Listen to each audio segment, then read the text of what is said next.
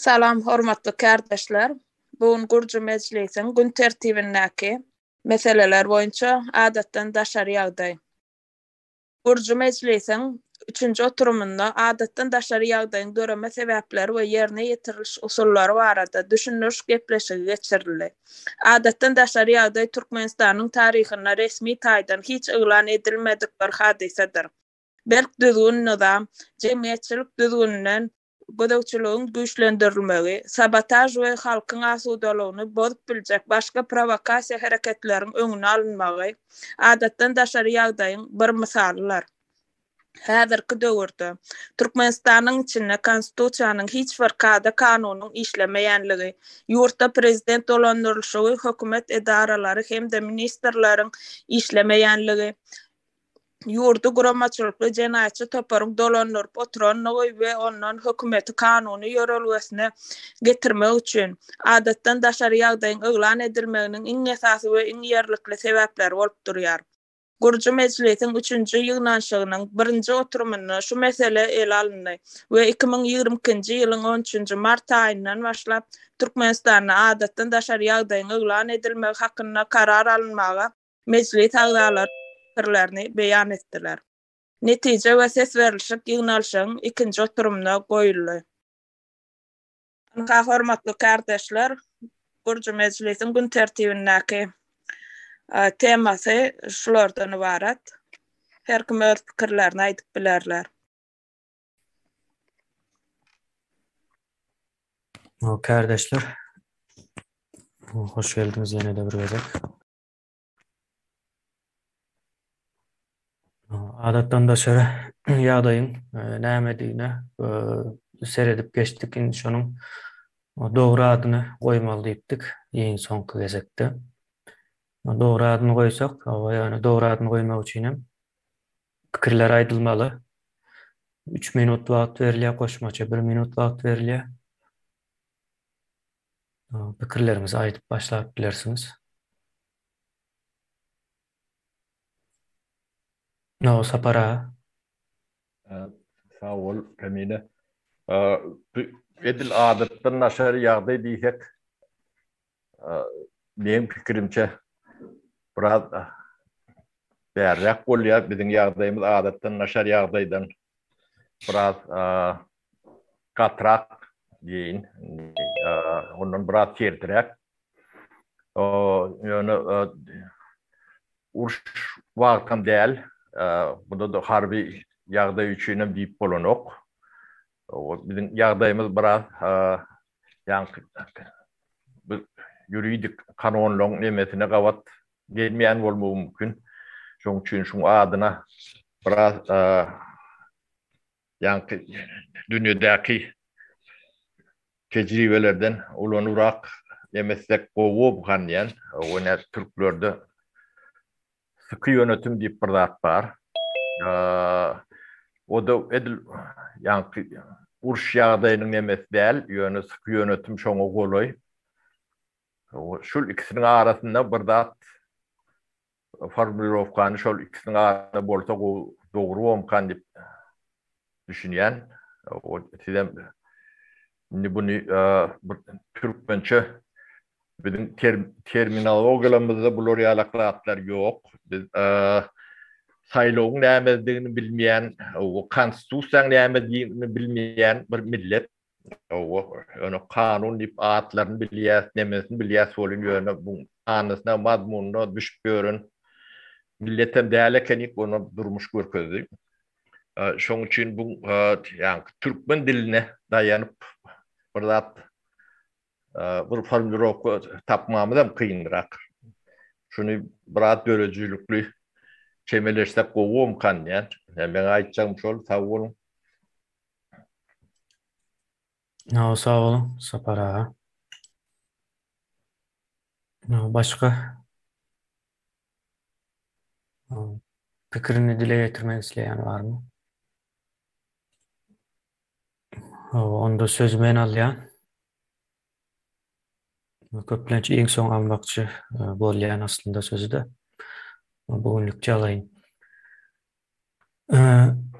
Yankı saparağın aýdyşy adatdan daşary ýagdaý o bir umum bir nemesidir manysydyr. Ýöne bizim edil jenaýatçy toparyň elinden hökümete kanuny düzgüne sokmak üçin bir ýol eme gerek de geçiş prosedurasy gerek. Esas açar rol oynayacak demek oldu da şu tayda. Onun için hem sabotaj meseleleri azalıp geçildi. Hem sabotaj meselelerinden koranmak için hem halk ziyan çekmeliler şu taydan. Ziyan çekecek olanın yine de şu yurda Türkmenistan'a karşı hareket edecekler olmalı. Şunun yal bir düzgün tertip gelmeli. Son beýleki tarapdan indi halkyna ziyan berip bilme ýagdaýy bar. Öňkü KGB diýdi prokuraturada işlänler bolsun, milisiýa diýerlerde, polisiýa işgärleri. Olar bolsun, halk şolara gaty erwet, hatda banly bir neme bolmagy gaty mümkin. Biz şol nämede üns berýäs halkyň gepinden sözünden ağzından çıkan sözleri bir araya getiremektim. Yani netice çıkaracak olsam. Birinci nowatda şolardan ağır almak diýilen yani bir ýagdaý dörejeği görünüp dur. Biz adatdan daşary ýagdaýda şonuňla möňüne geçmeli de. Indi bu taýda halk bilen nämäň arasyny aýryp bu gezek zulümü görjek olanlar öňkü hukuk edaralaryny işlänler ýa-da ýerine ýetirici güç ulanýanlar diýip aýtsam bolýar. Şolar neme edilmelidir? Ölümden goralmalydyr. Adatdan daşary ýagdaýyň içinde gelmeli zatlardan biri şol. Bulary öldürmän näme etjek diýip sorasaňyz, biz hukuk döwleti gurjak bolsak, hemme zat kanuny bolmaly, jezasyny hem kanuny ýollar bilen almaly. Kanun näme karar berse, hatda ölüme karar berse de şondan soň ölmeli de. Ondan öň ölmeli däl. Adatdan daşary ýagdaýyň içine girmeli meselelerinden biri. İki uly ganaty bar da, hem goramak hem goranmak meselesi var.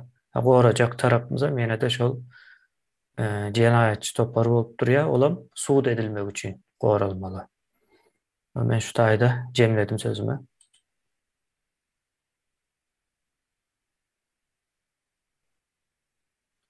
Başka söz almak isleyen, pikirini dile getirmek isleyen kardeşlerimiz aydın. Kardeşler, men yankı adatdan daşary ýagdaý meselesinden adatdan daşary ýagdaý elbetde özüňizden belläp geçdiňiz. Adatdan daşary ýagdaý bizim şuňky şertlerimize agat gelenek. Indi men bärde yankı uly kartinka birazcık üns bermenizi taýyş etjek. Misal üçin şu wagt biz näme etjäs? Döwleti gurmaly diýäs. Döwlet mehanizmi gurmaly, konstitusiýa guruluşy dikilmeli. O Türkmenistan'da hiç kaçan edilmedik. 30 yıldan beri. Edilse in olmanda şol işlerin suutnamasını bir yerde olmasa bir yerde görüp bilerdik. Ona gıynansak da çürüm konuşan suutnamadan hiç kaysı yok. Hiç bir farklar yok. Devletin urulanı, devlet kuruluşunun bardağına ya da konstitusiyon kuruluşunun işleyenliğine. Aytin tersine şu zaten yok bu hakkındaki türlü farklar var. Yani yüzlerce farklar var. Şimdi bärde Gurucu Meclisi'nin hem tayyarlamalı ve Milli Halas Ediş Komiteti'nin devlet olmak için benim fikrimce geçiş dövrü olmalı. Ve geçiş dövründe özüne mahsus kada kanunları olmalı. O kada kanunlar ne hemen göz önünde tutuyor? Kada kanunlar meşhur teze Türkmenistan'ın düğü tutulyanca hem sosyal tertip düzenini korumak hem de yankı cinayetlerin önüne geçmek, sabotajın önüne geçmek şu noktayı nazarları göz önünde tutup bir tertip düzen yazılmalı. Vaatlayın konstitüsiya, geçiş dövrünün vaatlayın konstitüsiyası. Şimdi ne için geçiş dövrü diyeriz? Geçiş dövrü değil, sebebi yine şu ülke durmuştan Täze Türkmenistana bir geçmeli. Geçmek için ama geçiş dövrü olmalı. Şoň üçin o taýda men pikirçe adyny goýmak meselesinde de şol geçiş döwrü veya şoňa engeş ýakynrak bir zatlar olmaly. Başka hili biz eğer adatdan da şeriada diýsek, adatdan da şeriada eğer konstitusiýon guruluşy ýok bolsa, ýa-da konstitusiýon guruluş bozulan ýagdaýynda adatdan da şeriada ýyllana edip öňkü konstitusiýon guruluşa ýyzyna gerilýär. Ýa-da bir problemany çözüp ýene ýyzyna aýdyp gelmek üçin konstitusiýon ýa-da adatdan da şeriadadyr. Ýöne bizde adatdan da şeriada işlän okşuýunky ýagdaýda onu işletmek mümkin hem-de. Şoň üçin biz geçiş döwrü, sebäbi şu günkü ine halkyň hem köpçüligiň isleýän zady näme? Üýtgeçlik isleýär, täze bir zady bolmagy isleýär. Döwrüň üýtgemany ýa-da şol Türkmenistanda kanunçylyk, döwlet guruluşy hemme zady üýtgemen bolýan bolsa geçiş döwrü diýeriz. Onu ine köpçülig hem kabul etse şoň üstünde işlener we şoň üstünde de ýa-da wagtlaýyn tertip düzgün ýa-da wagtlaýyn kanunçylygyny öğretmeli. Sağ olun. Sağ olun. Aydın.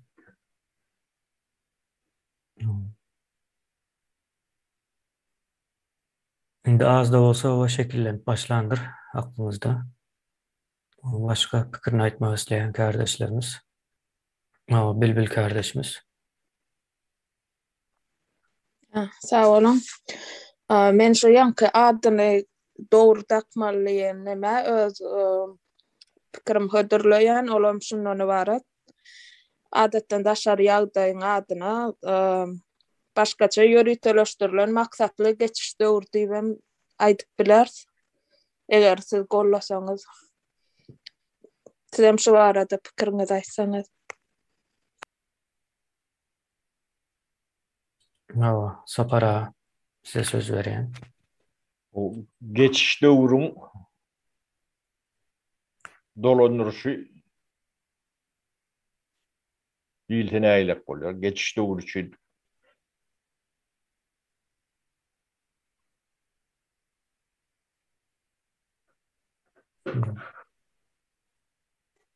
Yine gaýtalaýyn mı kemine? Gaýtalap bilersiňiz, sesiniz geldi yani. Geçiş döwrü dolanırışı kanun dip şeyler demetsek aýlap bolýar.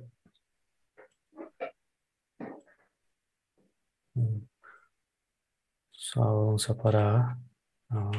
Tuğçe kardeşimize söz vereyim. Sağ ol Cemile. Men öz pikirim wagtlaýynça düzeldiş ýagdaýy desek nähili bolar. Kısa ve net. Wagtlaýynça düzeldiş.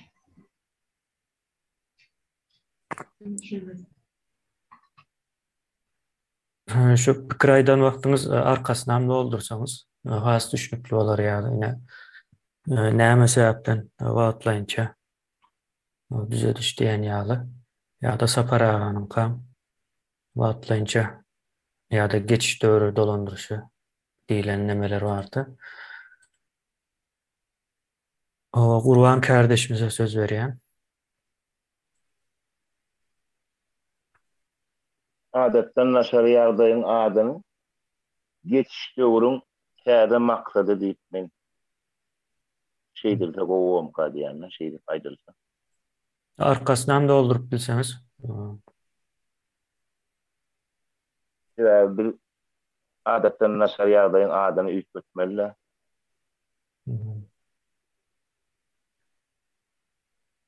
Bolýa, sağ olun.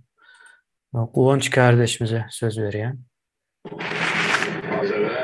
Kardeşler, yani Saparagan aýdan has mantıklı, düşünükli heme gördüm de geçiş döwrüniň, yani geçiş kanununa, geçiş döwrüniň düzgün kanunny nimetde wagtlaýynça kanununa Saparagan aýdyşy nemesi has yerlikli gördüm. Öňden bir näçe atlar nemetdim, ol indi şunu nemesini özüme tapmadım. Belli bir kanunlar alınacaklar şo wagt. Geçici.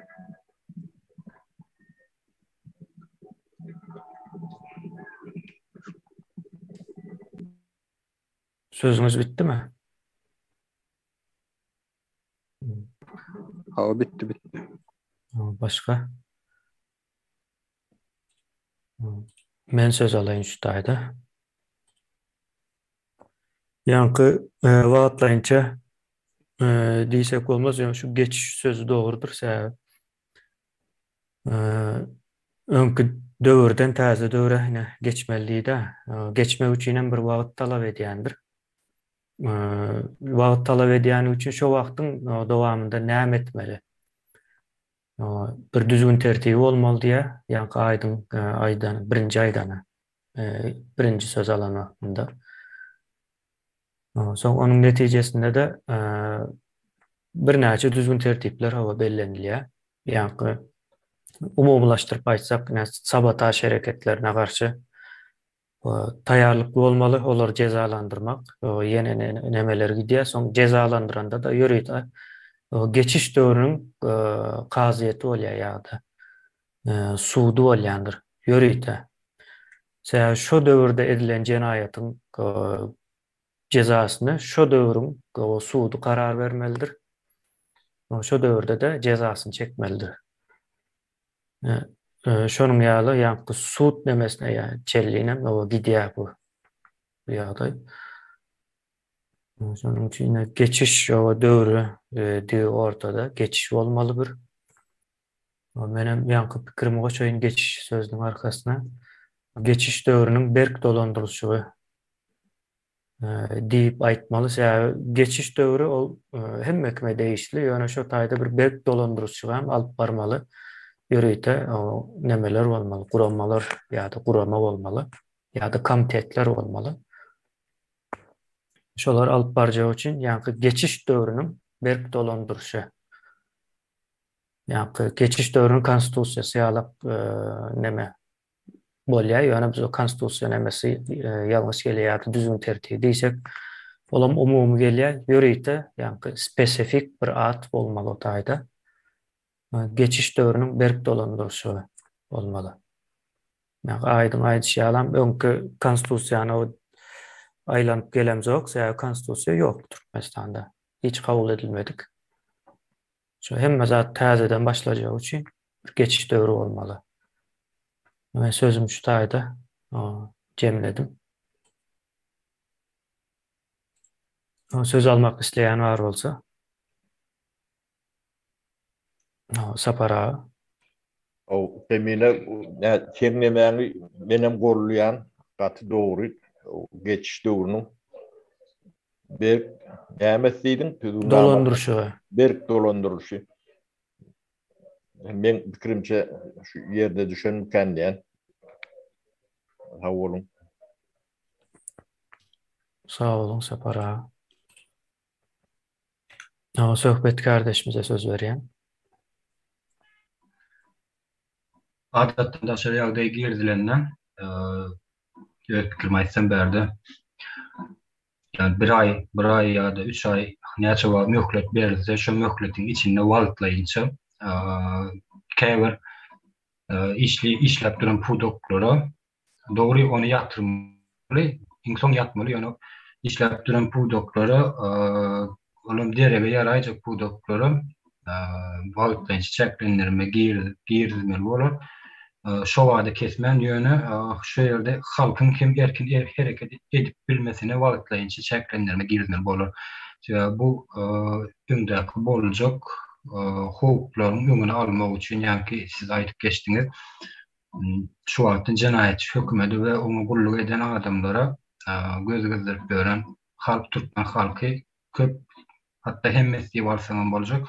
Şonuň üçin wagtlaýynça erkin hereket edip bilme mümkinçiligine çeklendirme girilmeli bolar.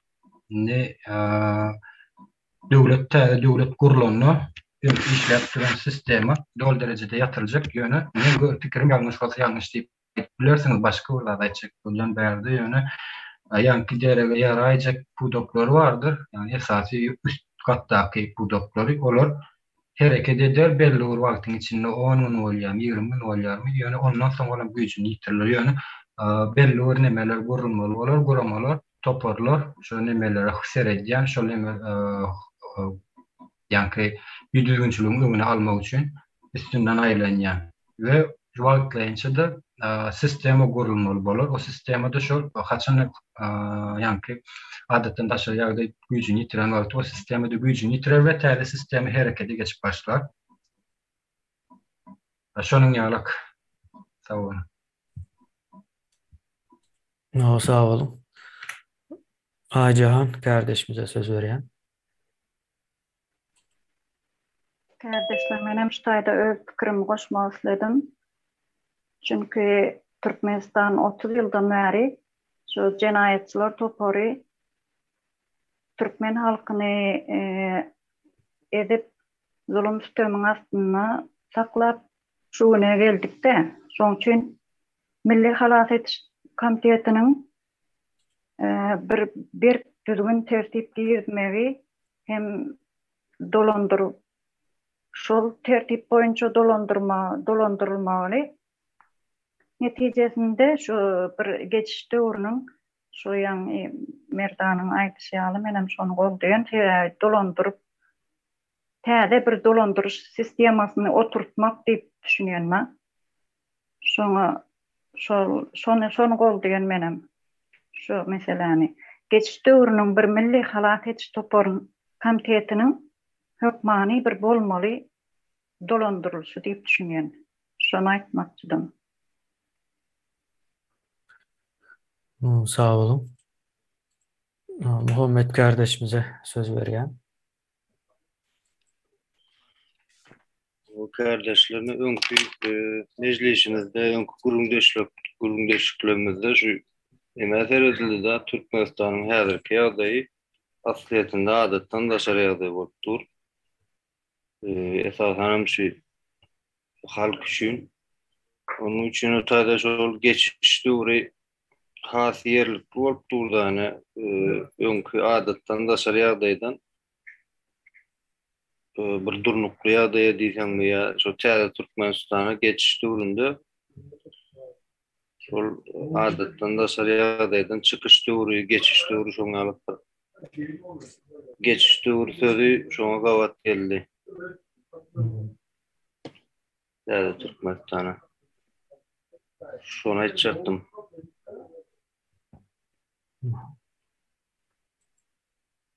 Sağ olun. Doğru bir neme. Nokot. Aslında biz adatdan daçary ýagdaýdan o adaty ýagdaýa geçýäs. Ýani şu geçýäs diýen ýerimizdäki ediljek iş. Geçiş döwründe. Başka pikirini aýtmak isleýän barmy?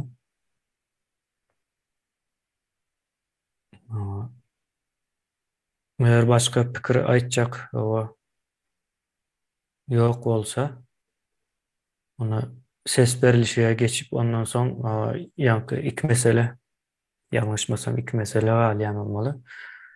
Birinciden komitetiniň döredilmegi gerekli, ýa-ni adatdan daşary ýagdaý işlenip taýarlanmaly. Ondan soň ikinji mesele de bunu yerine ýetirjek gurama, ýa-ni Milli Halas Etiş Komiteti bolmaly yerine ýetirýän. Soň eğer uzatmalı bolsa ýene de ýa-ni mecliste kabul edilmeli. Şeýlelik bilen biz güýjü bölýäs. Yani üçe bölýäs. Komitet aýry bolýar. Ýa-ni meclis, soň Milli Halat Ediş Komiteti biri yerine ýetirýär, biri düzüp çykarýar, beýleksem tasdiklaýar. Şonuň ýaly eger başka bir pikirimiz ýok bolsa goşmak isleýän ýa-ni geçiş döwrüniň berk dolandyrşy ýa-da dolandyrşygy diýip almaly bor, sonam ýa-ni komitetiň nemesine goýarys, dolandyrşy ýa-da dolandyrşygy diýip saýlamasyny. Demek o ses vermäne geçeceğiz. Var mı başka Yok değil mi? Men şu taýda ekranda görüşüm boýunça yok. Onda ýa-ni adatdan daşary ýagdaý diýip umumy tanalan näme dogry, makul ad goýjak bolsak, geçiş döwrüniň berk dolandyrylşygy diýip kabul edýär, sebäbi ýagdaý şonu talap edýär. Şu ada, ýa-ni şu ýagdaýy şu ad bilen çözmäne razymy? Razy bolsaňyz eliňizi galdyrmaňyzy haýyş edýän.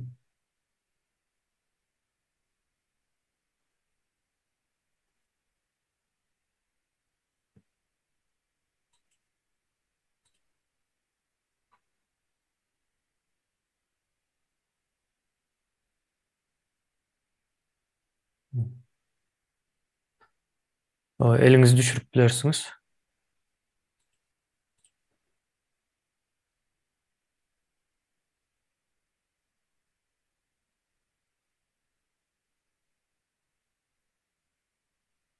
Eliňizi düşürüp bilersiňiz.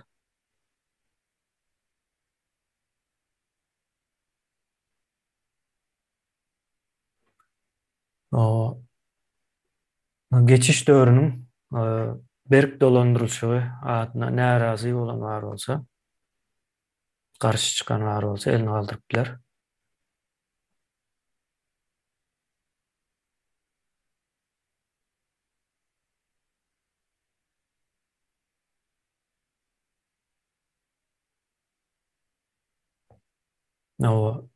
Geçiş döwrüniň berk dolandyrylşygy adyna saklanan bar bolsa elini galdyryp biler.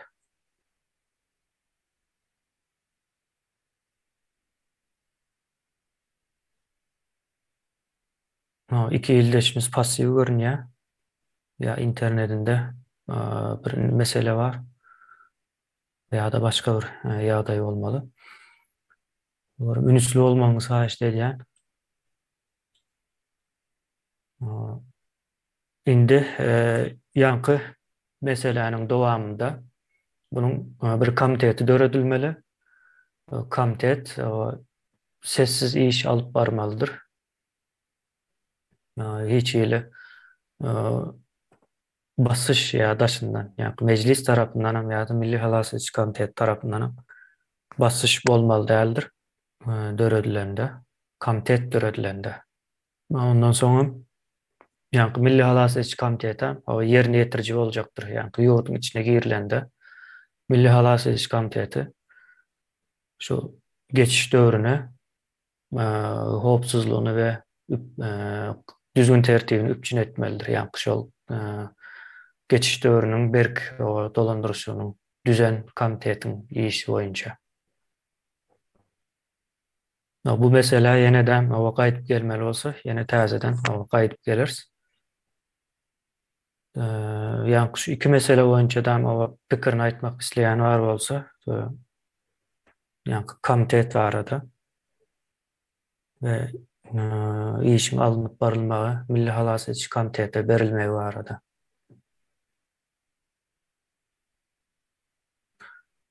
Pikir yok olsa onda bugünü cemlep biliriz.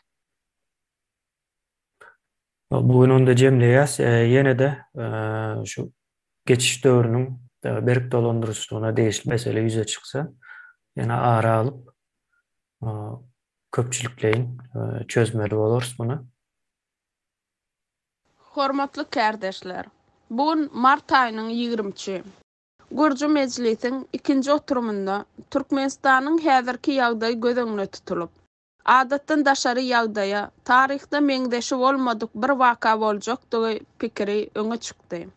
Bu ýagdaýyň adynyň dogry goýulmalylygy bellenildi.